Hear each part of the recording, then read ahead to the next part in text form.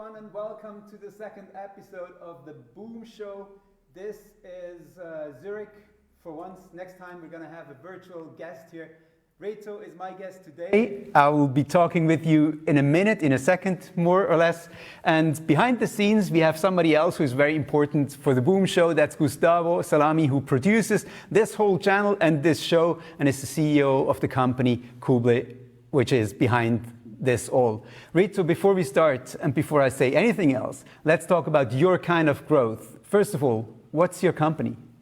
Hi, thanks for having me on the show. It's a pleasure to be with you here. So I'm co-founder and CEO of TestingTime. We are a test user recruitment service. Growth-wise, we started in 2015 when we incorporated, generated $250,000 in revenue, and last year we grew to $3 million yearly revenue. Also employee-wise, we started with 3 people, 3 founders, and now we are a team of 26, and also operate now in several core markets outside Switzerland, like Germany or the whole DACH region. Then we went to the UK, France, and the Netherlands.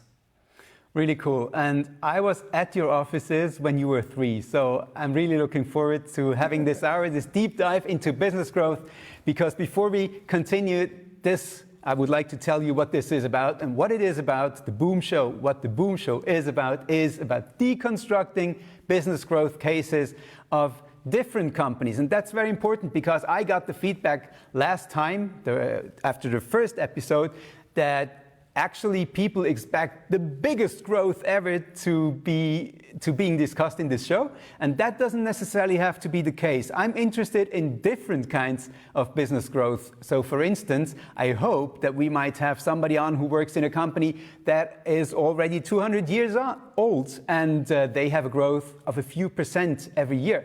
But I'm really interested in that as well. And if you have no growth at all, at least not on revenue, but your profit is growing, or your customer happiness is growing, or your employee satisfaction is growing, these are topics that I'm interested in as well. So you can grow in different ways, and I think this will not be boring at any point in the near future, because we're going to experience or discuss different kinds of growth. Another thing that I would like to say is that for those who were here the last time already, this will be a little different, a little more active. That's important to me because some people told me, Dave, you were not even yourself, almost sleeping in your chair, in your seat. And of course, I don't want to be like that. And I know Reto very well, and Reto knows me. So this is not the way I am. Thank you very much for this feedback, Olivier Schneller. By the way, you're sitting in Hamburg, but you're the reason why I met Olivier, why I met Reto. I'm having troubles with names here. Hi, Olivier. A long time ago. So, before we start, I would like to say something else about this show, because I think this is one of the most exciting experiments right now when it comes to corporate media. And people come to the stream and they see there are 10 people, maybe 20 people. Why is this even working? Why are they making all that effort? And I can tell you how it works. First of all, it's streaming right now on 4 platforms, basically on 4, and then there's the website, so kind of 5. And on all these platforms, you can watch the Boom Show right now. And after, you will have the replay available on all these platforms. Plus, we're going to have social media posts by Kuble, by pokeRT, by myself, by our guest, hopefully, Reto. Sure. Very cool. And by the way, this is Gustavo, the man I talked about, the man behind the scenes, and I'm really happy that he's doing the show with me. So that's part of it. And another thing that Kuble does is they have a budget for social ads, and they boost the whole replay on Facebook as well. So for instance, those who were here last week, if you go to Facebook, to pokeRT's, is it pokeRT or is it Kuble's? No, it's Kuble's, right? On Facebook.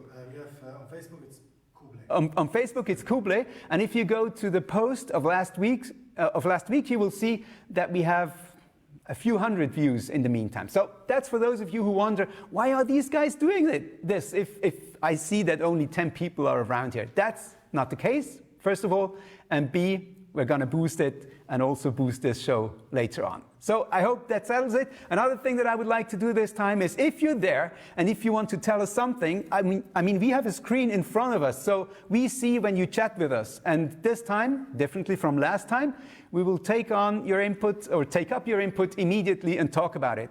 Let's make this a little more chaotic, a little more lively, and we really appreciate any inputs of you. Please chat with us and we will get back to you. Within the short right time. guess for that. Yeah, right? Good. Reto, back to you. First of all, Sure. why would you become a founder? Why would or why did I become? Looking back, you were... Okay, yes, looking back, this is something which goes really like years back in my life. I always wanted to build things, invent things. I think my first idea, I was like in my early 20s or when I wanted to invent an anti-snoring device because my parents, they were always snoring, couldn't sleep. So I thought like, well, with the anti-wave thing, you know, this thing, I could invent something like this. And I always was into ideas to change the world, to make it a better place. And so it's no surprise I kind of ended up in this situation today. What's your training? My training, originally I studied computer science, one of those nerds, and I was never really like a great programmer. I enjoyed it, but I was never like really good, and I always was interested in user interfaces, you know, like the intersection of psychology, design, and technology, and so that's why when I joined back in 2008, I believe, Doodle as a product manager, I totally got into this field of user experience. I didn't have an education back then in UX, but I had a lot of passion. I just love to make things simple, to observe real users, to try to use an app and see like, oh, what I thought is the best thing actually really sucks and I need to improve. And then I started to study human-computer interaction design while working at Doodle, and this is how I got into the whole TestingTime, basically. And TestingTime is your company, the business that you have founded. Exactly. There was something else in between, because when I met you, you were not working on the anti-snoring device. You were also not yet working on TestingTime's product, but you were working on an app that should have helped me to remember names of people. Yeah. And I think I even remember the name, because it was Remember My Name. It was Remember That Name. Remember the name, okay. But yeah, that almost. I always try to kind of exclude that life experience from my CV, but in a way it keeps popping up, which is all right. Yes. At Doodle, that was like a scheduling app for the masses. Everyone knew it. It's like, oh, I want to just take an equal simple problem, remembering names, and solve it with a very simple app. And that's what I did right after I left Doodle in 2013, 14-ish. And I did several attempts on solving this thing, and then it just never seemed to fly. I pivoted about 3 times. I even got a grant from Microsoft and Nokia, 25,000 euro, to build a Windows Phone app. And I thought like, wow, this will be my life savior. But of course, that app ecosystem didn't even fly itself. So my app was a sort of a waste at the end. And then I discovered the idea for TestingTime. And then at some point I said, look, I think I'm going to waste time on Remember the Name. And I did an official online funeral to kind of bury that away. And so I could give my fullest attention to TestingTime. Wow. I think you shouldn't bury this one. It's an important part of your life, of your CV. Yeah. And I really like that part of your story, especially because that's when I met you. Yeah. Long time ago. True. In the chat is ready to display messages. That's not a chat message, right? Okay, good. It's a channel about growth. Naturally, the channel will grow. Yes, absolutely. Decidilo. I have the same problem again. I still wonder whether I'm saying your name right. Thanks, Dave, for your transparent words. I learn and enjoy. Do you think there's a place for a new unicorn on the internet business nowadays? Reto, back to you.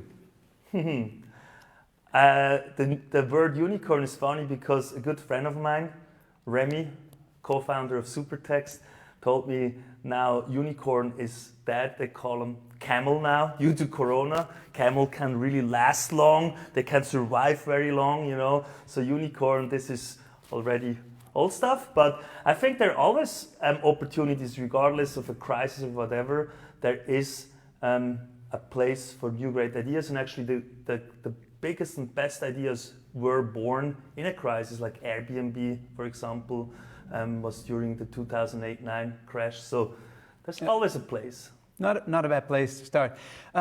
Decidilo, could you please connect with me on LinkedIn? Because I want to get back to you and know how to say this name, okay? And I see you around here for the second time, so I think this is the time where we should start saying your name right. If you could do that, please, Dave Hertig on LinkedIn, you should be able to find me. Christoph, the co-founder. Is he Christoph, are you the co-founder? Or did you come in later? What would you say, Gustavo? It's more complicated than that. It's more complicated than that. Let's not go into that. No. Why didn't you read Christoph Hies? It's actually Christoph Hess, right? No, it's Christoph Hess. Okay, so your question, Christoph, is Switzerland a good place for startups when it comes to growth?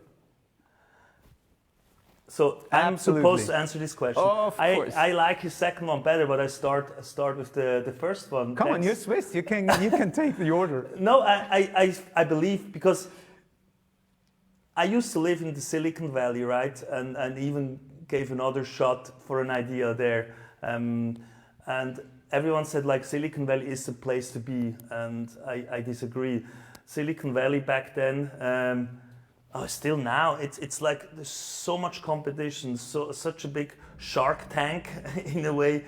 And you can go every night to events and just waste your time going to events and rather than building your idea.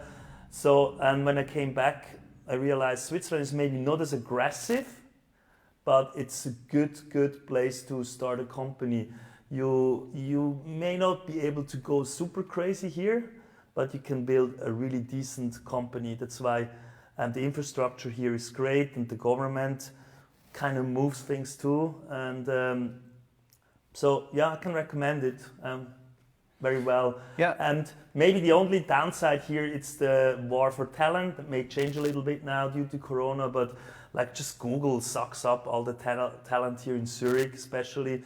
And it's, so they are not like, so everyone wants great talents and pay a lot of salary. And that's the only difficult thing here. But it's the same in Silicon Valley, actually. Everyone wants the best talents. Yeah. Mm-hmm.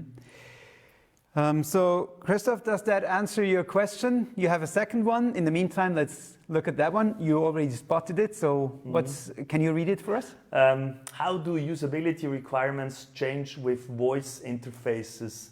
It's a very good question, has often been discussed during UX conferences. How should I best answer this? I mean, the whole industry has been built around touch and point devices, mouse or finger, and so suddenly you work with your voice, and this is a complete new thing. So whatever you have learned regarding usability tests or even building prototypes to test is different, because with voice interfaces it's more about a dialogue. It's almost like scripting a theatrical dialogue, you know, and this is how you test. You just kind of talk with each other. This is how you test the usability of an interface. And I say, you are the bot, you have certain limitations, and then I will have a dialogue with you. And this is how you test such interfaces. And it's no longer about the typical touch and point thing. And so also the difficult thing is the path, the conversational path in a visual user interface is kind of, it's always visible, and if you do a good job, it guides you. But in a voice environment, you don't see like the guidance at all. You have no progress bars. Yes, progress bars. You don't have wizards and hints and whatever. So it's just really the best way to do it is just like this, having conversations and kind of act it through.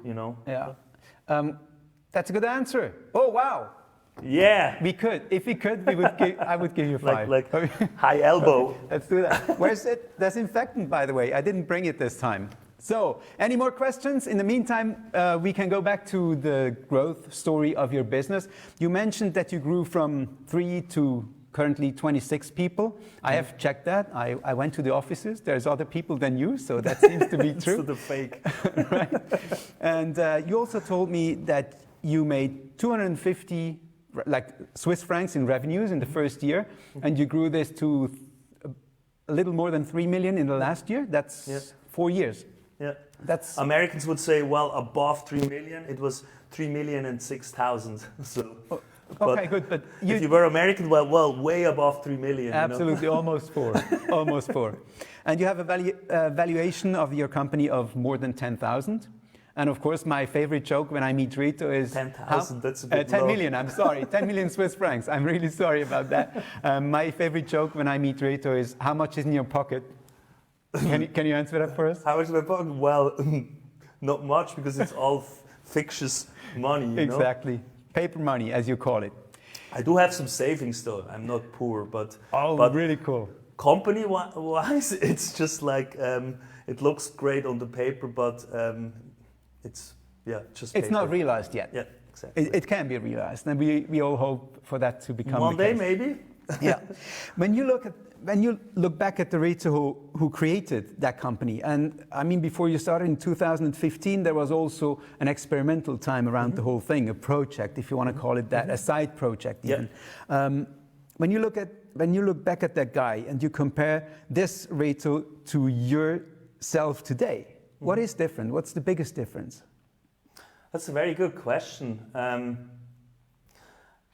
I think that time before 2015, when it was experimental, by accident we used the lean startup principle. We built MVPs, we validated.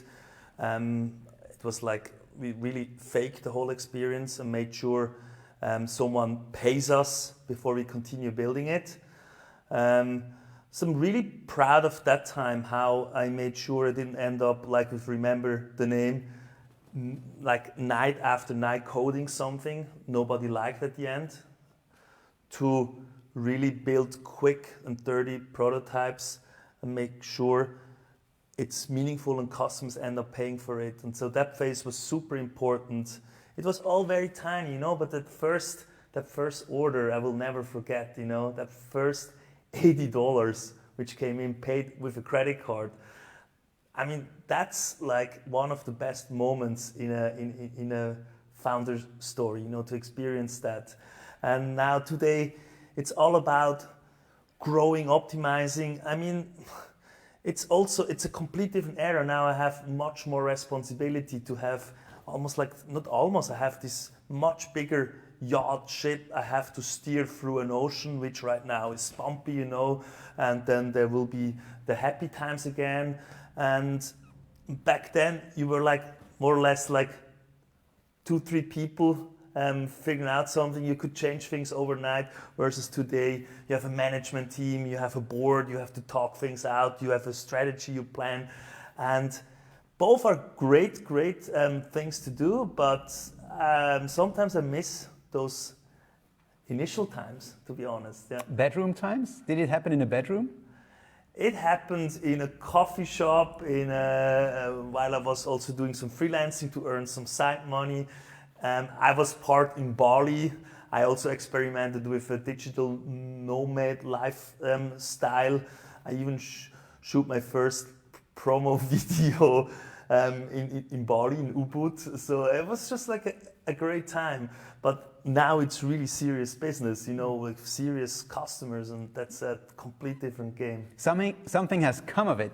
And you just mentioned that you sold before you actually built. So that lean startup, one of the most important parts of the lean startup principles is that you sell before you actually build. And even when I tell your story to other people, that's basically what I tell them the most.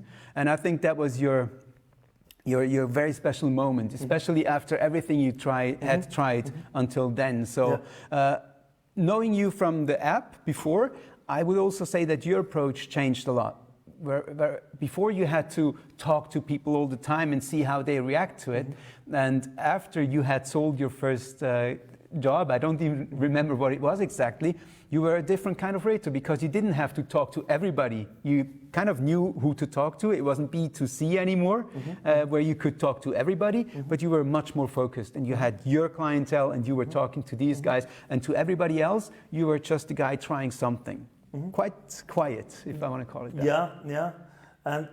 But I made a promise to myself because 99% of the people would give up after like remember the name failed, and they would just go back because it was already like 2 years intense work.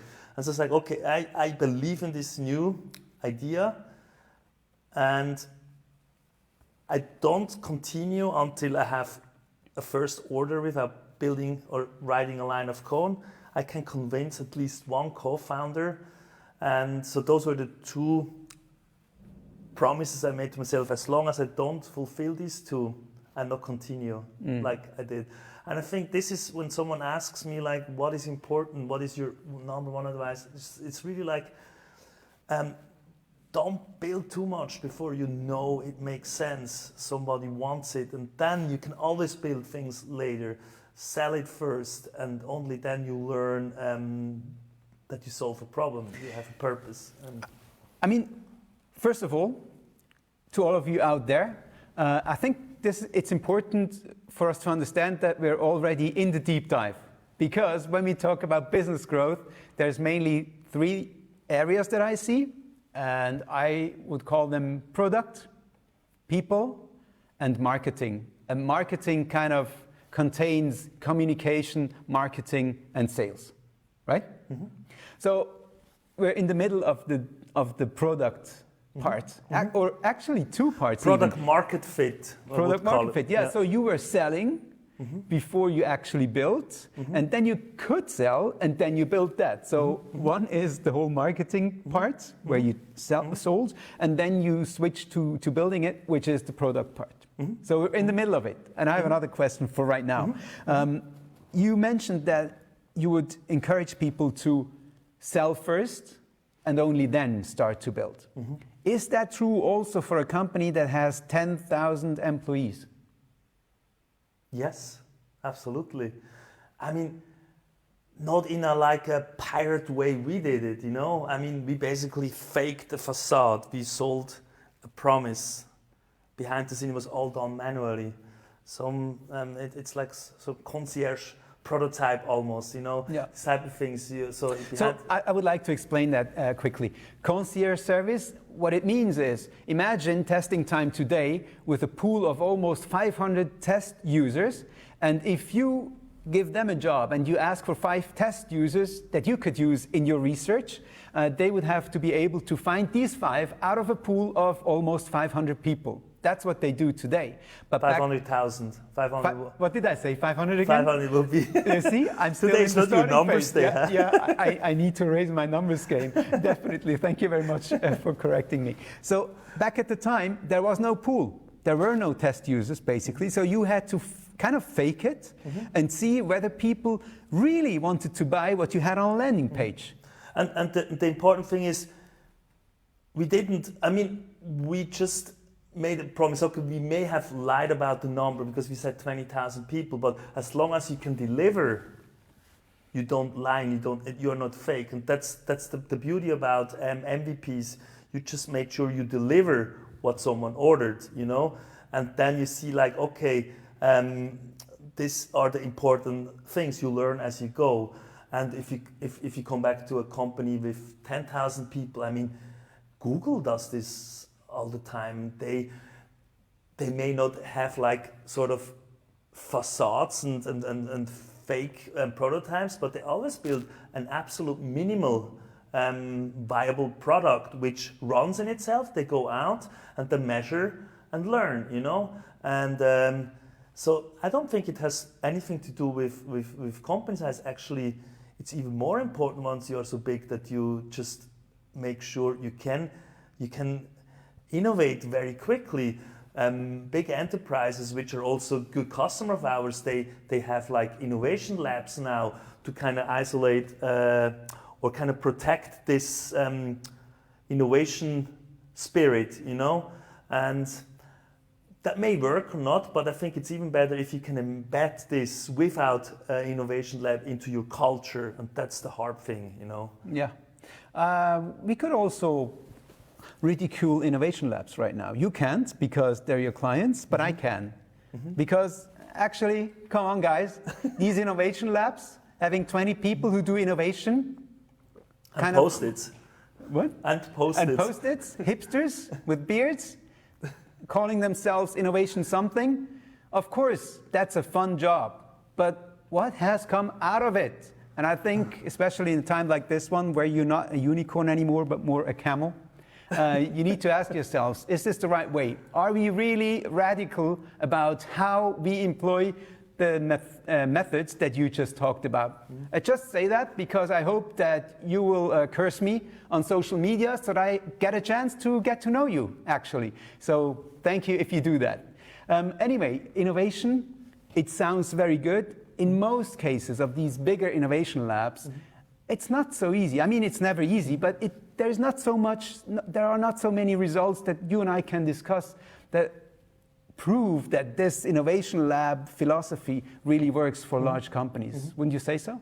I see the problem because there are customers and we try also even to help them to get past that, and I think what the problem is, you kind of make almost like two categories, like the old boring working on the existing stuff, and you have the new fancy pantsy ones who get like their playground and post-its and whatever and they want, and so as soon as they have cooked up something great, then the old guard says no, we don't want to change, and then it fails often again, even if they did a great job. And again, I think the idea of an innovation lab is great, and I support this, but they have to work much more on bringing this together, that those who run the current business are actually thankful that innovations are coming, that they even contribute. Like one of our customers bought a private pool from us to a actually... swimming pool? Yeah, almost. No, it's like an employee pool where they can pull in employers into like innovation workshops. Help us understand that. Huh? I'm lost here. What does that mean? So there's a company and they buy a pool from you. What does that mean? No, they buy our, we have a new product, it's called Private Pool. Usually you come to us and say, I need 10 people for a usability test. This is the target group and I want to meet them on Skype or whatever, you know. And then our system looks for the right people and schedules the appointment and pays them and make sure everything goes fine. And now we have a new product. We built this public pool, this 500,000 users, but now oftentimes companies, enterprises have a very niche target group, which for us is hard to reach or not economical to build up because only one customer needs it. What could that be? Like, what could that niche be? Do you have an example? Employees, or like one customer bought it for hearing impaired people. This is not a group. There are not that many. Yeah. Hearing even in a pool of device. 500,000, there are not that many. You mean? Yes, and okay. It's not even worth it. So they purchased a license to get a hearing impaired people pool, and yes. So this is their branded version of it.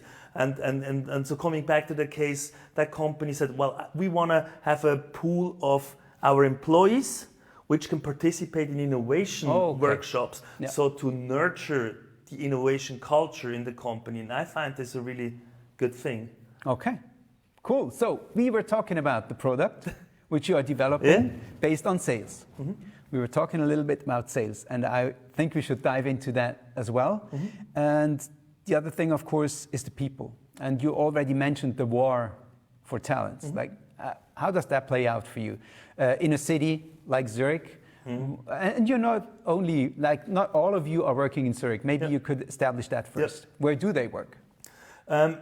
So the main part works in Zurich, but... How many? 15?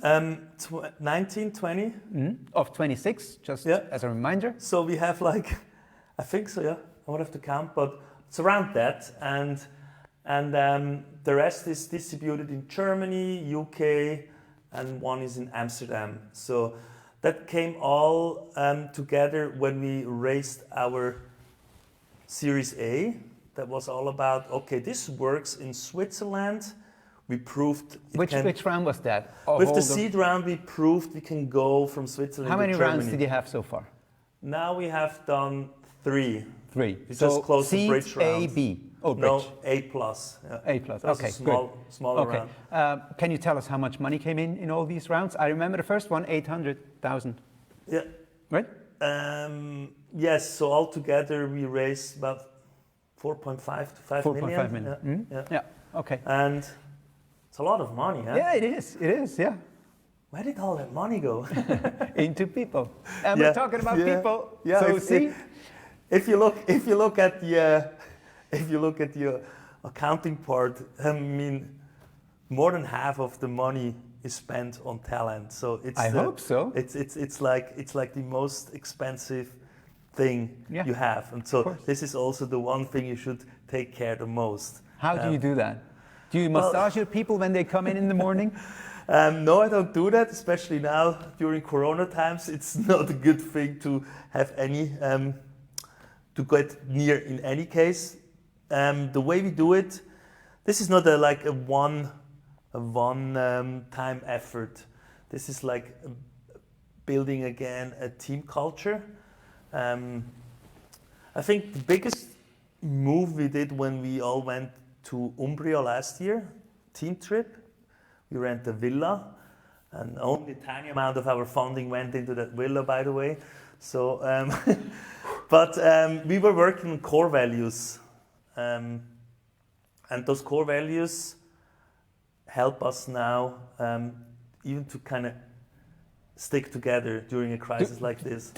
Did these core values change something? Because there was a before and an after, right? Mm-hmm. Before you went to Umbria, you already worked with people. Many of them were already on the team. So if something changed, what changed, for example? I mean, I use them a lot. I pick my favorite core values, always transparency and boldness. Those are... Boldness. Boldness, how? Boldness, just don't worry, try things, fail, learn, get up, you know. Don't just iterate around the status quo. Did they come up with that, or did you? Yeah, that's important. You have to work this out in a team. Don't be the CEO who says, oh, I want this, this, and this, so now you need to believe it. It doesn't work. So you do these exercises and you work it out together. And that was one thing.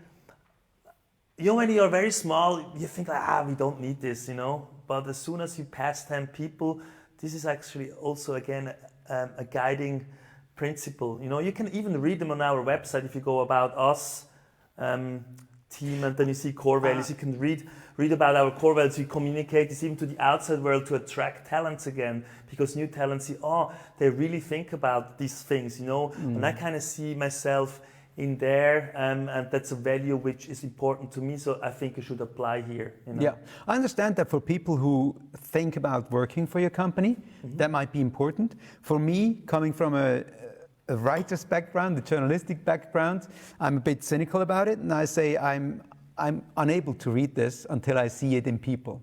Would I see it in people if I would spend a day at your office? I think so, yeah. How? It's just like you would see how we decorated the office. I have seen that. Yeah. Looks good. It's like when you talk to people, they would be open about it, transparent, and they would even share like what experiments are going on at the moment. We have a very open culture. We don't have a lot of secrets. Actually, I'm the one who has to be the most careful not to talk about too many facts now, because this is my nature. I always think like secrets is something unnecessary. Always share with the world, and you would experience that definitely. So, what is a secret that you can't share with the team? Cannot, but you can share it with us. Well, they're all watching, maybe. You know? Oh, okay. So I just shared it on Slack before we went live. So now you could share. No, There's really no secret. I even share internally the shareholders' quarterly report with the entire team. I mean, I just forward the email to everyone. It's the original email. It's really. There must be things in there that somebody could take to a competitor, No, and it would hurt you. it's just a bunch of numbers and shows how you progress. So it's not important It's anyway. Why do No, you it is even mention important it? to Why do show- you bring it up to if show it's not progress to important? shareholders. It's just like, I think it's not really about the number, it's about the openness to share. I trust you with something only shareholders usually get. I'm giving it to you, whatever you read out of it. Come to me if you want to learn more. What we don't share, we talk about it, is salaries. That's something they just see like employee expense or salary expense and add-on costs, and it's one bucket. And I'm also not like, what is it called? This model of running a company, holacracy. Holacracy. Yeah. I read about it, but I think I wouldn't go that far. But I also don't know enough about it. Are you interested? Like, do you think that's important for your future growth at all? Because if it's not important for your future growth, let's skip it. No, it's a very good topic. I think empowering people is very important, and holacracy is What like does it mean for you? Because you see it in my eyes, like PR talk, PR speak. No. Empowering people. It's like giving away responsibility. It's not always like the CEO or my co-founder Oli, the CTO, makes the decisions. And it's a process. I'm not saying I'm perfect at it. It's an everyday exercise, and always ask people, tell me, give me feedback, and to give away control. I always tell Oli, our job is to kind of make us obsolete. This company should run without us. Then we have done a great job. So it's like an active way of removing yourself, and then you do a good job. And I think that's a good guiding thing for me. And holacracy just takes everything a step further. It's like self-organized, and especially during times like this, I believe it's important to kind of guide a team when there are like people are scared what's going on. There's so many fears going around, and I don't know how. I would love to talk to someone who has now a holacracy company, how they kind of guide themselves through a crisis like this versus us kind of guide everyone through it. We have to make decisions and so on. What's your style of doing it? Talking about the crisis, what exactly did you do? What's your style of leadership? Stay calm, communicate regularly. What do you tell them? You need to work harder? No, they already work hard. I just, whatever measures we have to take, I explain them where this comes from. We had to switch from a growth mindset into a survival mindset, and even that was for me. I remember in the board meeting, I was all about we should go pedal for the medal. Especially now we have to go through this, and they said no, we don't know when this crisis ends, so we cannot just go all in and everyone is woo woo woo. So we now have to prepare everything for the camel case, and fill the things with water, and now we go into the desert and see. We don't know when this desert ends. Yeah. And that was for me kind of hard to accept. And then we executed it, and then you just communicate and authentically. I also shared that I'm not necessarily very happy about this, but we have to do this for this reason, because I don't want to lay off people. I want to get through this all together, and everyone has to take a little hit. But let's just try to get through this as quickly as possible, but we don't know when it ends, So, yeah. And again, be yourself, discuss and share your thoughts transparently, answer questions, take away fears, and just go one step at a time, Thank you very much. And let me look at the chat for a second. Right away, yes. Sandro. Most probably your name is Sandro, and the rest of it is a gamer's name. And I love that Reto is much more humble than what other people that achieved way less are. Congratulations. That's you. my friend Digilo again. It's very nice. I hope you have connected with me on LinkedIn. Gustavo, Hannes Gossett can tell you more about holacracy. You think we should do a show?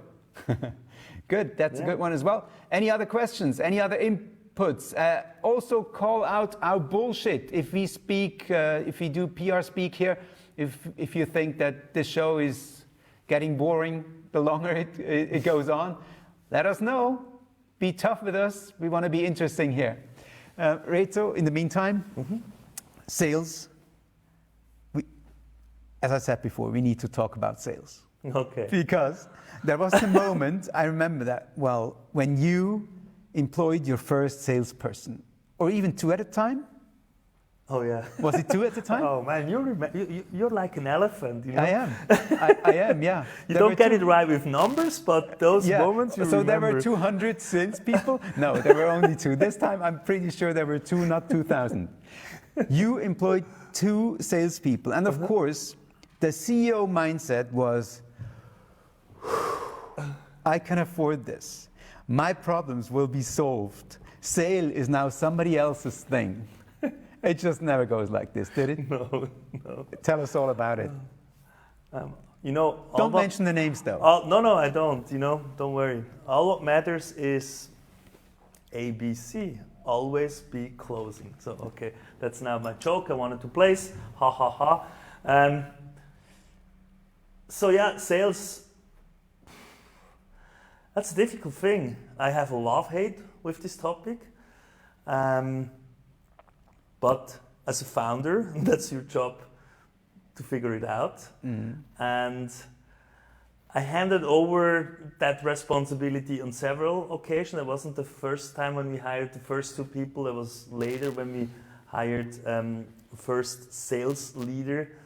And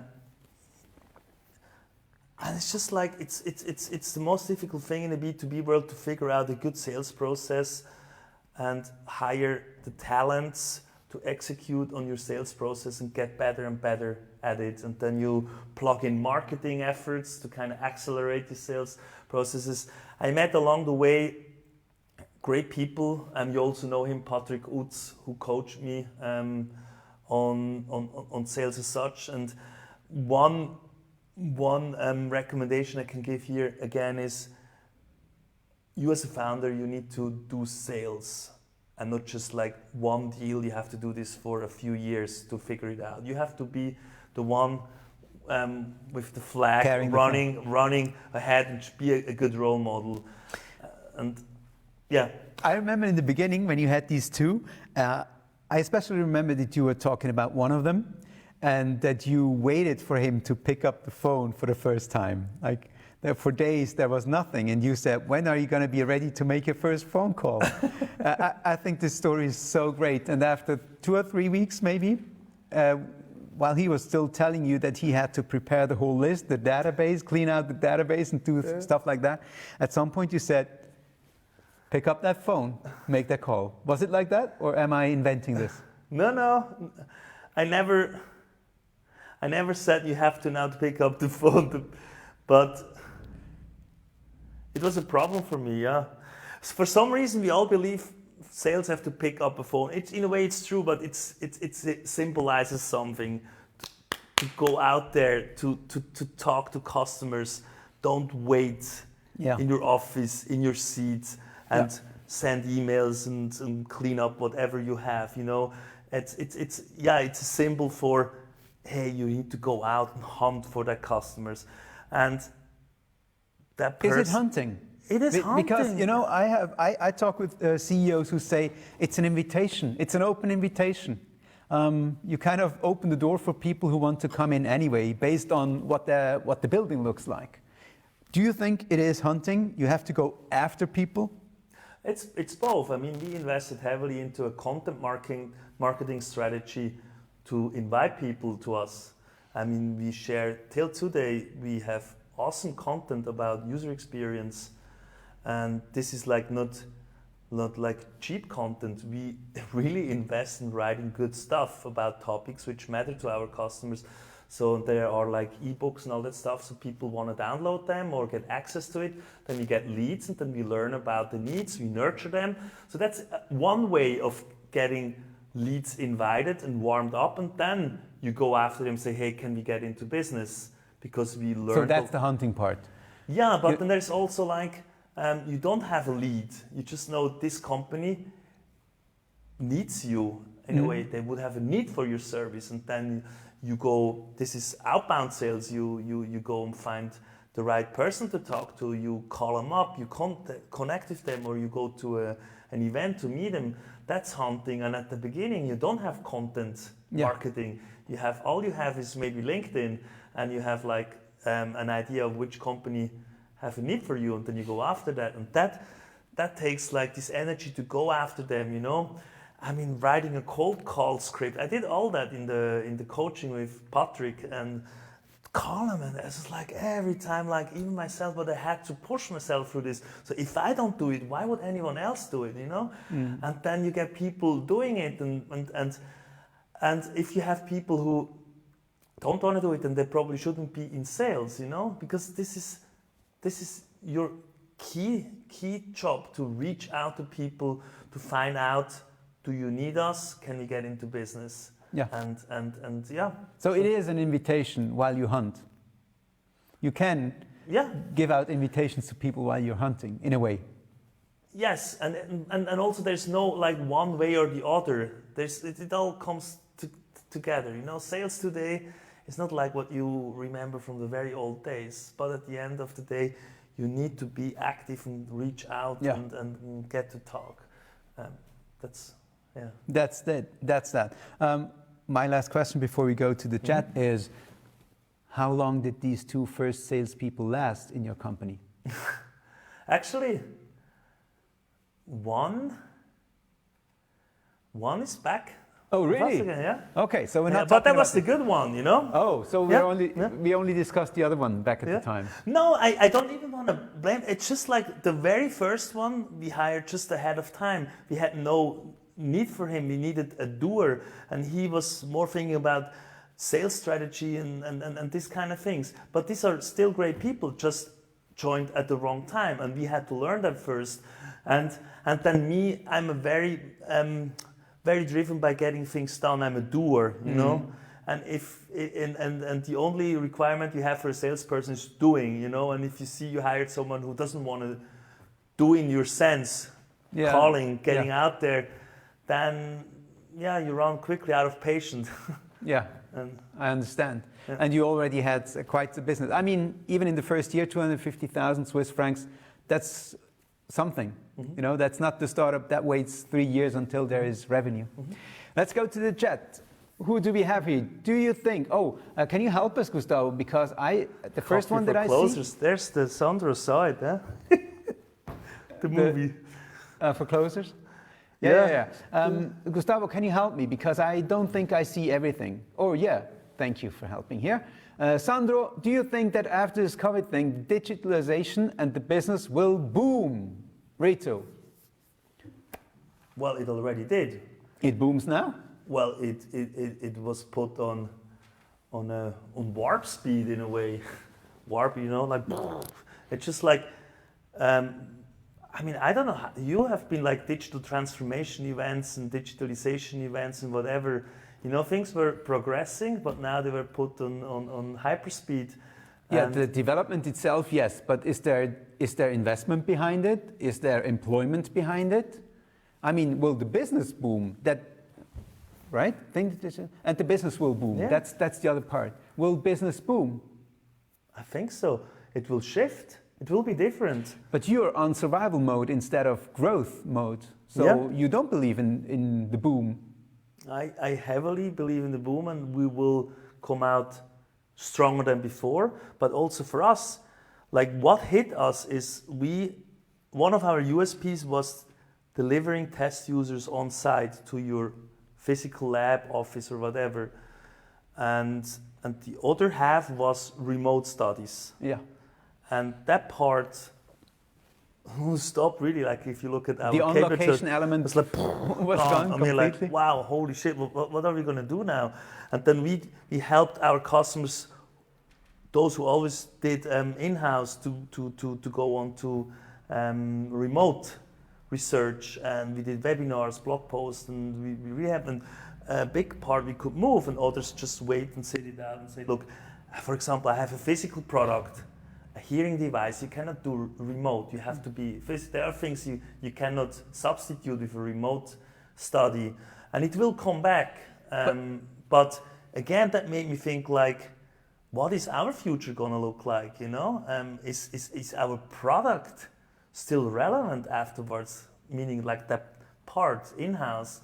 And so things will change, and there will be big winners, and there will people who will have to completely pivot away from what they did before, and yeah, reinvent themselves. So in the philosophy of the question that Sandro asked, is that boom for everybody?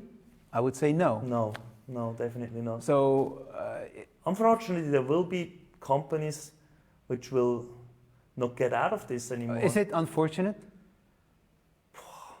I think in a way it is, because this is not something. If you're a poor leader, you did things wrong as a company, you know, you careless or whatever, just bad execution, then I believe the Darwinism should eliminate you, because you just don't do a good job. But this thing is like the whole travel industry, which is actually also a big customer segment of ours. I mean, they didn't do anything wrong. They were just hit by this, and the government shut down everywhere. So they did nothing wrong. So yeah. I think it's unfortunate for a lot of companies. Yeah. And I really hope for all these good companies that they can do a proper restart and get out of this. Yeah. Good. So, Sandro, let us know if that was good enough for you. I have learned that there's going to be a boom, but probably not for all of us or all of the companies that we know today. I can see this as a huge incentive for companies to get this on the rails. Unfortunately, I'm not sure what this refers to in this sentence. Maybe you could clarify that for us now? Or do you know? It relates to the first part. Oh. Digitalization and this huge incentive for companies to get on this digitalization rail, which is true. Yeah. So this is like, especially like, I mean, what happened with grocery stores, right? The big winners were like home delivery, like Farmy, Le Shop, and all these things. So I think these big grocery stores will invest into the digitalization, order online, deliver. I mean, if all of them have to do it, the question remains, is that something that will save everybody? If you're a follower and not one of the leaders, not one of the early adopters, then maybe you don't have the competitive advantage when you do it, right? Yeah. So if you have to do it because everybody has to do it, that doesn't mean that you're ahead of the crowd anymore. And he confirmed, Sandro. Okay, cool. Thank you. Olsen, do you think companies always have to grow? Is it not okay to reach a point where you stagnate, where your revenue stagnates, and maybe also the company size? Yeah. Oh wow, that's a big question. I mean, welcome to capitalism. Yes, it's actually even for me sometimes stressful, because I joined this game getting investors' money, and once you start this, there's no way you can stagnate. This is what you join. It's all about endless growth. So now, if you don't get investors and do it for yourself, feel free to hover at the size where you're comfortable, and it's not about infinite growth anymore. And so if I would start over again, I would ask myself that question again: do I want to get into this investors game again? Or will I want to grow it organically, that I can also say, this is the perfect size for me? And yeah, so that's a choice you have to make early on in your journey. Do your investors have a majority? No. Actually, after this last round, the founders together still have 1 share more. So Okay. that's, Yeah. that's, But still, I mean, there is pressure and these people are in it for the money. Usually, a capital investor is in it for the money. But you know, that's also a fear I want to take away. As founders, you always think about majority shares. But if you look through a shareholders agreement and board regulations and all that stuff, then you suddenly realize whether you have now 51% or 49%. For the most part of your decision, that doesn't matter because the important decisions need 2/3 Majorities, still, yeah. in the board. In Switzerland, at least. You have important board matters, you have important shareholder matters. These things are all regulated, and that's why you can dilute the founders way below 50%. It doesn't matter because the important things are regulated. Yeah. Anyway. Yeah. Olsen, I would like to say something to you as well. I think the overall economy doesn't necessarily need to grow all the time.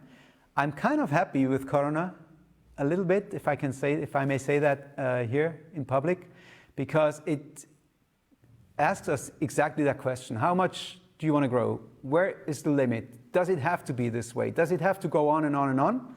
And I'm with you there, assuming that I understand where you're at. But the other thing is, a company, especially in the beginning, a startup, yes, they have to grow. And what they do is they grow because they replace somebody else.